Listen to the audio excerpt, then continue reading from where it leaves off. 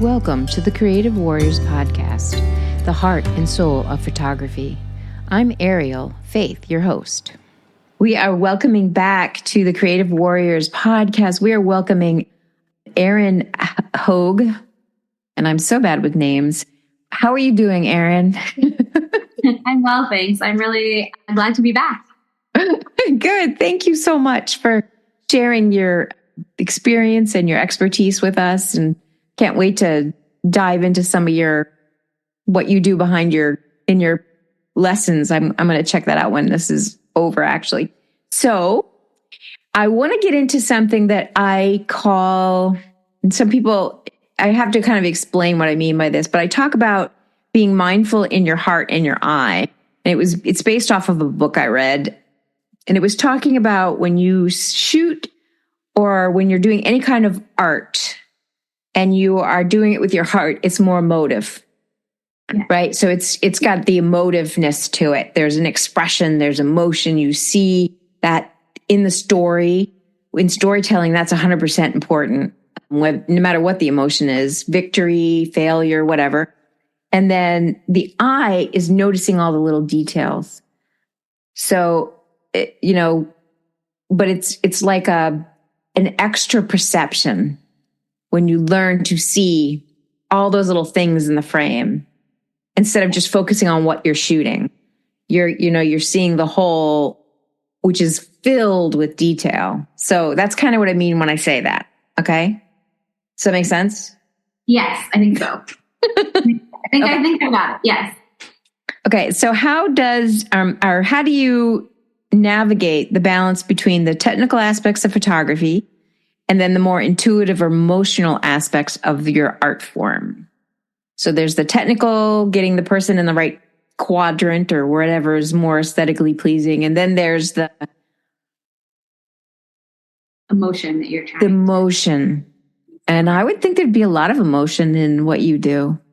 Yeah. So I think the way I try and look at it is if you can get like a solid enough grasp on the technical stuff so that you're not thinking about it too much while you're shooting, if that makes sense. So yes, what was great when I did like the big documentary kit is this was when digital was first coming out. And so my whole goal was to shoot as much as possible with one body and one lens so that having those confines on the technical aspect made it so that I had to be very, very intentional about keeping it interesting over 8 months without worrying about the technical intuition. And if you think too hard about those kinds of things instead of sort of following what your gut is saying, then you'll miss them. So if you get too lost in the technical and trying to do everything perfectly, you'll sort of miss out on those like kind of intuitive gut things, which is where the emotion part of it will come from. Right. If that makes sense. And so when I was doing that trip, it made it so that I could look outside or at a scene and I would roughly know what the exposure would be because I was shooting every day outside for 8 months straight. And so at all times of the day, so it got to the point where I could see it that much. And that's, I think, why it's also a practice. Like if you're that practiced at the technical side, then you can get into the intuitive side. So even if I'm doing a bigger commercial shoot, I like to go to the location the day before and kind of have as many things set up as I can so that when I'm in the moment, I don't have to think as much about the technical. I already have an idea of all the shots I want to get, all those types of things, so that I can just focus on capturing that right moment. And it came from film too, like trying to wait for the exact right moment, as opposed to, because there's not film anymore, you can shoot as many frames as you want. You can just pull the button down and shoot. I find shooting like that does not work for me because I end up getting the same amount of really good photos and I'm less intentional about it. And if anything, I'll get worse photos. I'm like, oh, I'll just shoot everything and I'm sure there's something in there, instead of waiting for your subject to be on that same level that you're on and waiting for that moment where you know that you get that something just moves slightly an inch one way or slightly an inch another way, or they like change something super subtle in their face. And then you know that you've got that vision or that emotion or that captured that kind of moment that you were looking for. Cool. Yeah, that's very good advice, especially with the more. I love the one lens challenge. I do that all the time. In fact, I usually carry two, but I generally always have the one on. So I was like, why am I carrying this extra lens? It's just weight, but you definitely learn to deal with that particular piece of equipment when you force yourself to use it. Whereas if you've got, this whole kit, you're constantly changing this lens and that lens, you fumble, right? How much time did I just waste fumbling? You don't get to just enjoy the experience. And I feel like a lot of people, you can get really hung up on the gear, and then you're I feel like anyone, you can create a really good image no matter what gear you have. And so if you can have the worst gear and still be able to create a really amazing image, then that's a really great skill to be able to have. And I feel like you can get really lost in the gear and being like, oh, well, if I had this, it would make the image that I want. It's like, no, how do you overcome that challenge of not having the thing that you wish you had and still make that shot, capture the moment or the emotion? Yeah, that's good. Because you like to capture people, you're working with people generally. So how do you capture the essence of the person, or when you're telling the story, what process do you go through to understand them enough to know that you are getting them in the photograph? Did that make any sense? That's like shooting with your heart. So you show up, you've never met this person. What do you have to do? Yeah. So it depends a little bit. I did, when I first started out and I was studying photography, there's a certain photographer and he wouldn't take a photograph of a person until he'd already spent at least half a day to a day with them.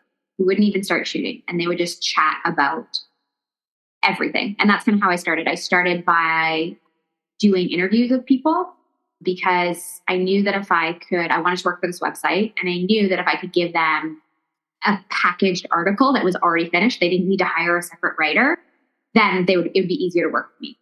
And so I started interviewing people because they didn't want to write articles, and interviews were easy. And so I would go for the interview and we'd chat, and it would be probably the shoot would be 3 or 4 hours.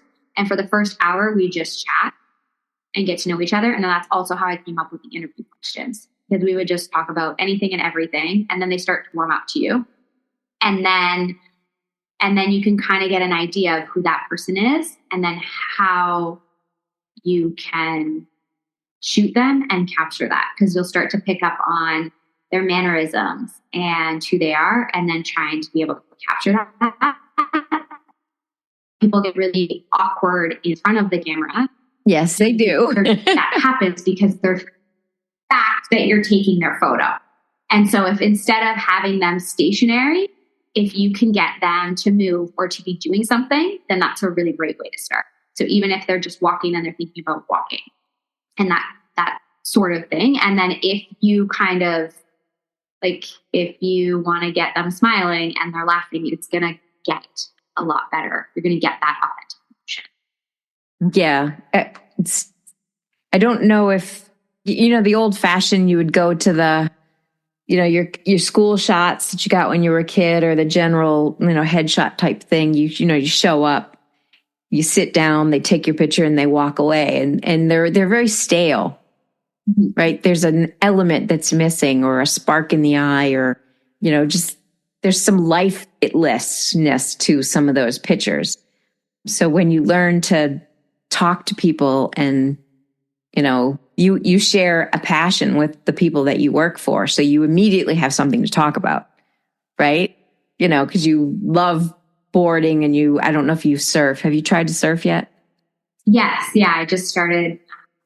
Sure, surf, and I really love it. So yeah, so there's always, but I think with anybody, there's always something. If you ask people questions, you're going to find out what they're passionate about and what they're excited about. And if you talk to them about that, then you're going to be able to capture really amazing moments of them. And then there was always, again, with film, photographers used to go in and they'd shoot a phantom roll of film. So they'd do an entire roll of film, but they didn't actually take any photos. They were pretending to take photos, because it takes that amount of time for somebody to warm up and forget that they're having their photo taken. I didn't know that. That's an interesting little thing. They literally did that back in the day? Yeah. Back when people used film? Yeah. I didn't know that. And the first roll would be a wash because the person wouldn't be comfortable in front of the camera yet. Which is totally true. Yeah. So it'll just get the person warmed up. Yeah. I find 15 minutes, I mean, if you get something good, great. But generally especially if they're not models or they're not, do you know what I mean? They're not trained to be in front of the camera or not choosing to be. They need to be for whatever reason. There's that just, I don't know, awkwardness that they have. Yeah. I don't want to be in front of this camera. Yeah, exactly. Yeah. How do you think do you have a love for nature? Because I mean, all of your sports are active, but they're also active in nature. So is that a part of it? Yeah, I love being outside. I love being outside, and I also love kind of going to the places that most people can't get to or don't go to or can't access or won't access because they're really difficult to get to. I like that. So have you climbed Mount Everest yet? That? No, my mom actually. My family did a family trip that I couldn't go to because I was in Alaska. But at 61 and 62, my parents went to base camp of Everest. Oh my gosh. Really? Mm-hmm. Yeah. And my mom used to never do adventurous trips until she was 50. And my dad wanted to kayak the Grand Canyon.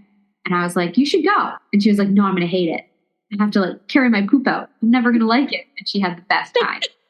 Done all the adventurous trips possible.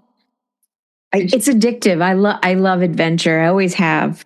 And when you're stuck in a cubicle or whatever, it's so constraining. So when you get out into the big world and you see this vast, it doesn't even matter where you go, right? Whether you're on top of a mountain or whether you're on the bottom of the mountain looking up or whether you're in the, Caribbean Sea, there's just so much cool stuff all around you that you can just enjoy, and it's just right there. Especially the ocean when dolphins swim. There was one time dolphins towards us, or any sea turtles. Just anytime you kind of get face to face with that. So, what was the craziest or coolest experience you've had so far that just unbelievably blew your mind because you were in a place that people didn't go? Or I think it would have to be, I got to go to the Arctic, to Svalbard, which is and we went to the northernmost town in the world. And Svalbard is basically it's the craziest place. It's so far north. Because there's no vegetation, it's a lot of permafrost. The lifestyle is crazy. You have to carry guns with you everywhere you go because of polar bears. So you have to have a shotgun, these big shotguns with you all the time. And we went camping there. And so we were camping 250 kilometers north of the northernmost town. And you're just in the middle of nowhere. The sun never set the whole time that I was there. And that was really amazing. And we camped there for 10 days. And then we went on a sailboat and we went to all the different fjords and skied and snowboarded in all the different fjords. And that was really amazing because we got to see the seals and go to the different fjords. But then they also have an environmental weather station up there. So we got to go there. And it has 120 different countries all have scientific environmental stations there because the Arctic is essentially experiencing climate change first and more so than anywhere else in the world. And so they were doing all of this research up there. And it's the craziest little town, if you can call it that you can go to. And so I find all of that really fascinating because you get to go and you really talking to the scientists that are working there, essentially in the middle of nowhere, trying to learn as much as they can about climate change and how to protect the planet and the stories that they have and the things that are going on in these remote places is really, really fascinating. Does it frustrate you when you hear people say there's no such thing? Oh, as climate change? Just curious. It is. I mean, it is frustrating, but what I really struggle with is that people focus on that and focus on the negative and how dire it is. And I think that instead of inspiring change and inspiring the people who will act to act, people get hung up on the negative. And I don't think that that's helpful or improving, because there's amazing, like even near where I live, there's a carbon capture, I guess it's a plant, but they figured out how to take carbon out of the atmosphere, and they figured out how to make it into fuel, but it's not cost effective. So now instead they're figuring out different ways of what they can do with the carbon to get it out of the atmosphere to help eliminate climate change. And so I think there's so many amazing things that people are doing to help combat climate. And the people that just say that it's not a thing, there's kind of no point. They can just live their lives over there. And I think on that just kind of, makes the people who are doing all these really amazing things, it kind of takes away from that. Yeah. It's interesting because I remember as a kid, and I've been around a little longer than you, but PBS, and you'd watch these shows and it would talk about how Florida would be underwater and in so many years. And, and then you live this life. And I remember all the things we were supposed to do back then that unfortunately weren't done, right? Year after year. And they were warning and warning and warning. And, many, many years of that. And now the water table is rising. Yeah. Now we're having all these storms, and now it's impacting people's everyday life. Mm-hmm. And they're happening all over the place. It's not just one spot. And it's like, so it can end up being like, depending on how you look at it, you either say, I'm going to do the best I can with the time I have, or you can get frustrated by it. But I just would think it would be so cool to be up there with that environment. Because I geek out on some of that science stuff, and of course I've watched a few movies that were kind of cool. We all have, right? The one where they did the cores. What was the name of that movie? I can't think of it. Where the earth froze up and he had to walk to New York City to get his son. Do you remember that movie? I don't know if I saw that one. Oh, you need to see it. You might appreciate it, because they were scientists in the Arctic and they were doing research. And it was all about global warming. So because of your experience, you might relate to it much stronger. The Perfect Storm. No, that was a different movie. That was a horrible movie. Movie where, Yeah. I think you know which one I'm talking about. Dennis Quaid, I think, was in it. No, there's a section of time where I didn't watch too many movies. So there's a whole... It's okay. They just fill our mind with silliness. You lived those experiences. Some of us just sat and watched them, but I like yours better. Mm-hmm. So, couple more questions that I really would love to get your perspective on. When you talk about photography and how you have, you see your life in little chunks of time, what impact do you hope that your photography personally will have on others? So originally, or I guess when I first started, I was very naive when I got into action sports photography. And I thought that like sexism didn't exist anymore.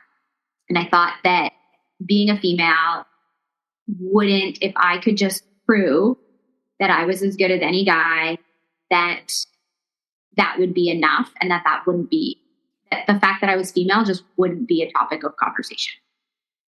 And that's what I thought going into it. I was like, that's just not a thing anymore. That's like a thing that happened in the 70s. That's not a thing. So naive. Like, no clue. And so every interview that I've done since then, since I started, has always asked what it's like to be the only girl. And it's better that it's in the past, like 4 or 5 years, it shifted to not what it's like to be the only girl, but what it's like to be a girl in a male-dominated industry.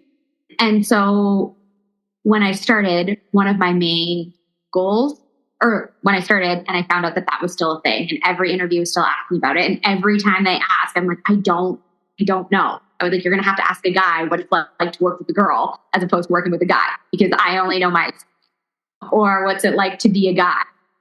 I don't know. That's such a brand. Like, it's just a big, difficult question to answer.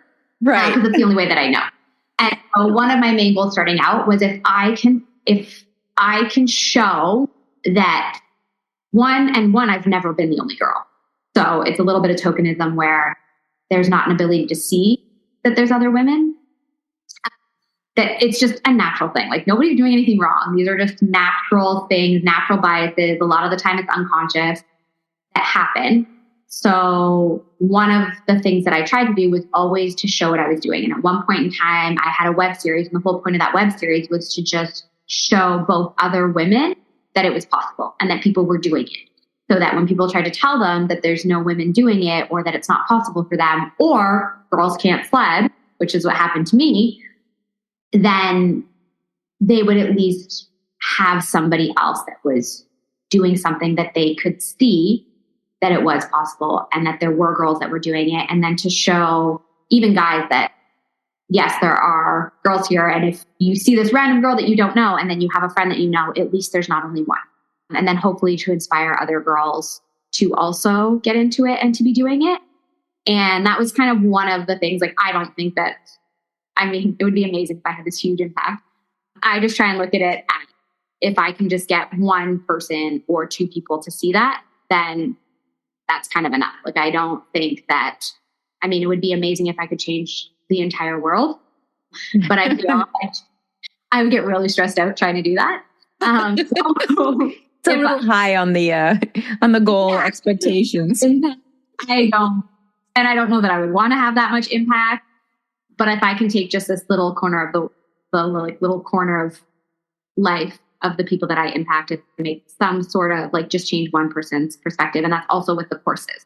Was I had a scholarship for BIPOC women, essentially, so that they could have access to the education and the things that would have helped me starting out. I could give them kind of like an extra leg up, because there's all of the reason why there's not as many women seen, or the reason why people like to say that they don't have the same level or they're not at the same level as the guys, is because it starts so young where they don't get those opportunities.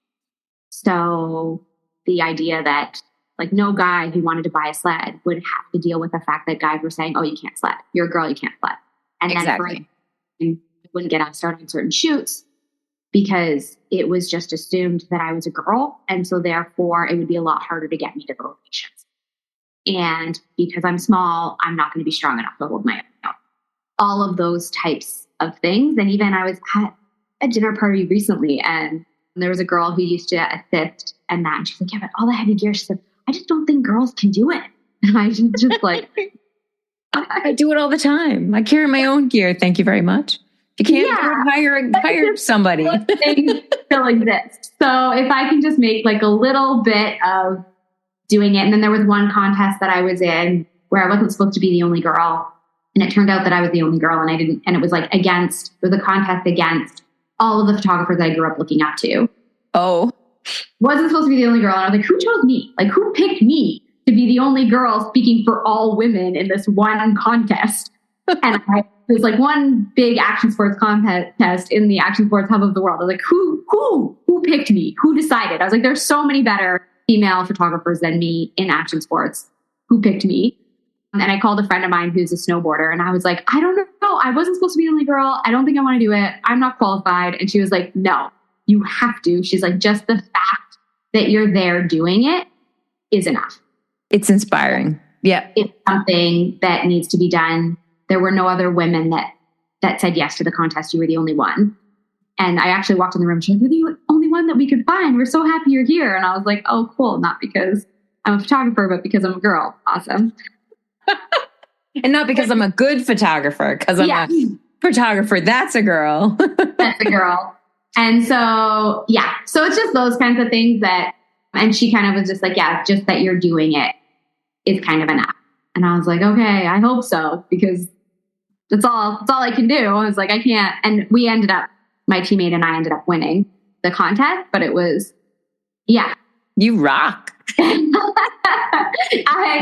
So we ended up winning, but that's not how I went into it at all. But I think just like, I don't know, I guess you're kind of asking about impact, and I don't know.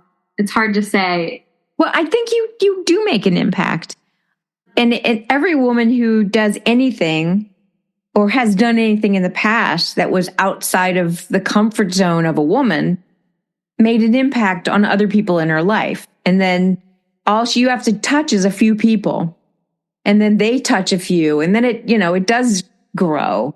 So you are making impact. In fact, when I saw your work, I was like, I mean, you inspired me to even think outside of my own creative box. So, I mean, even though I had never met you before and you know me from a hole in the wall, just seeing your work. And I think I read an article or I watched one of your YouTube videos about probably one of those that you were talking about, where you were talking about being out there, being a woman, and I was like, oh, I like this girl. I got to meet her. Have you ever heard of Photo Alliance or any of the women's organizations in photography? Yeah, I have heard of Photo Alliance. I haven't done, too much. I find I get with other things, but yeah. Do you like to group yourself with some of those? Or, I mean, have you in the past? Do you do conferences? Do you do workshops? Or any of that kind of stuff?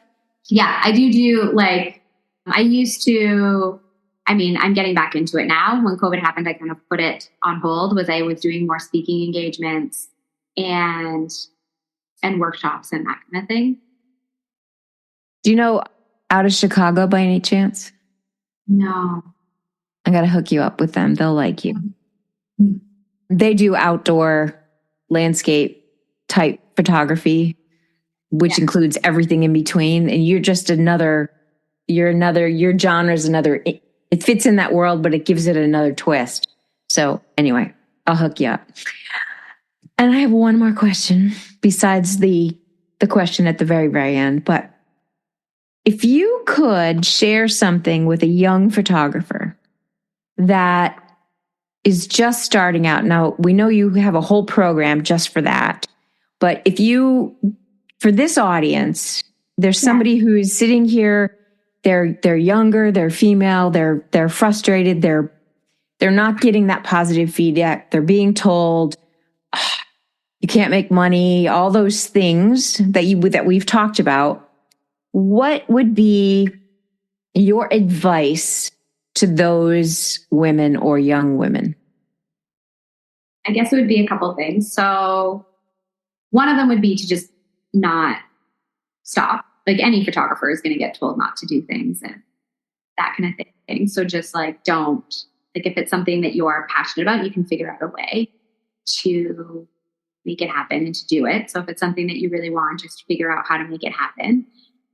Another thing is to, like, that I wish I had done sooner, is to either do a course or there's a couple books on negotiation, figure out the things to do to get good at negotiation. And you can learn negotiation from any business thing, there's a couple books on negotiation. There's one that I don't love it as much, but there's a few books on negotiation. So, and a couple courses. I did a course by Sue Bryce, I think, and she talked about negotiation and the things to do. So do some sort of either business course or something on negotiation so that you know how to actually make money and how to actually make money with your photography. And there's another program called Photo Quote, which is really good. And that will figure out that will tell you what to charge. So I find a lot of people aren't charging enough, and that's making it really hard on themselves. And those are two things that I really struggled with. And then another book that I read that was really amazing is by Mel Robbins, and it's all based off research, and it's called Women in the Workplace. And I found that one really helpful because it talks about the different things that you can do as a woman and the different ways that people think about women when you're going into any sort of negotiation, whenever you're trying to get a job, whenever you're trying to kind of get a gig. It's the unconscious things that people think that are different than how they think about men. And if you know what those differences are, then you can accommodate them, and then you won't get hung up because it's just different. It's not right or wrong. It's just different. Yeah. It's just where the world is at right now. And if you can accommodate for those things, then you can be more successful. Because like, I always look at it like a playing field. Like you don't get to, like you're not in charge fully of deciding the rules of the game. But if you're not on the court playing, then, and learning those rules, then you're just off to the side and you're not even a part of it. But if you're on the field and if you can learn as many of those rules as possible and not get too hung up on where they're at right now and just be like, okay, this is just how it is. This is how I'm going to accommodate for that rule that exists.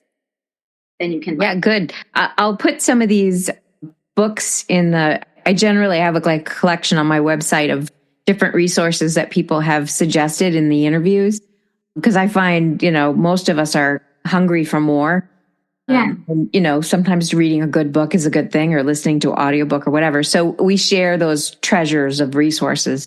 So I'll add those in the show notes and I'll put them on my resource page in my website. So that will be cool. I love learning about new books, but I agree 100% on everything you said. I think if you want to do it as a business, if you don't learn the business, you're cutting your arm off. Yeah. And then the one that holds the camera. No. Don't buy a new camera. Don't try and do another photography course. Kind of learn those little business things. And just doing the math. I mean, there's so many people in all business that don't do the math. They don't realize how much it costs to do business. Therefore, they're not charging, and then they can't figure out why they're not making money. It's crazy, but it's like, if we don't learn that stuff, it's so much harder to overcome all that other stuff, right? And that's what I was surprised. Like, I went to school for 4 years and studied photography, and we didn't cover that side of things. Like, we didn't even cover how to get grants. Basically, I joke that we learned how to be startup artists. Like, we didn't learn how to get grants. We didn't learn that business side. And again, that's why I created the 2 courses that I did. Because I was like, I don't want anybody to get hung up on these things that they don't need to get hung up on. Even how do you submit to a magazine? Every creative does. Every creative gets stuck on them. I feel like every photographer gets stuck on them. And it's just. I remember when I first started really taking photography serious. I mean, I've always been a photographer, but not like, I just was the one that always had the camera and I was always taking weird pictures. But when I started to get really serious, I remember one of my frustrations was, because I've been a business owner for years, but so I know there's work in a business. So, I mean, I had all that knowledge, but I didn't know how it translated into this business. Yeah. And even each genre is different. So, and I couldn't find that information. It wasn't easily accessible. I'm finding it much more accessible now. I think COVID kind of made a lot of that pop out. Yeah. But anyway, so it's really cool that you're doing that class. I will definitely put that in the show notes, so how people can get you, follow you, and all that fun stuff. That'll all be in the notes on the podcast. But I have to say thank you so much for joining us and for sharing with us your story, your obstacles, you're overcoming them, and your great perspective. You have a really nice, balanced view of life, and that it's really nice to hear. And your work is amazing. So if you don't know what her work looks like, go check it out, and you'll just enjoy looking at it. You get to be, 15 again on the slopes. Yeah, it's such a pleasure. Thank you for having me. You are welcome. One more question, Erin, before we go. Tell our audience where they can find you online and how they can learn more about your education and what you offer. Yeah, so probably on Instagram. It's Erin Hogue is my Instagram. So it's just my last name, my first name. And in the links on there, they can find all the information about the courses. I run free workshops every now and then, so they can sign up for a free workshop. They'll get a taste of what the full course is all about. If they're interested in that, they can also just go to my website, which is also just my name, and that's where you can see more of my work. And then keep an eye out. I'm going to do some more conceptual fine art photography. So if you're more interested in that, you can go to hogueart.com or keep an eye out. So that's going to be changing. Oh, cool. If you enjoyed this podcast, The Creative Warriors, the female heart and soul of photography, please like, subscribe, share, and comment. Until next time, keep exploring, keep learning, and keep the conversation going. Stay curious and have a happy artistic journey. Thank you for listening to the Creative Warriors podcast, the female heart and soul of photography. See you next episode.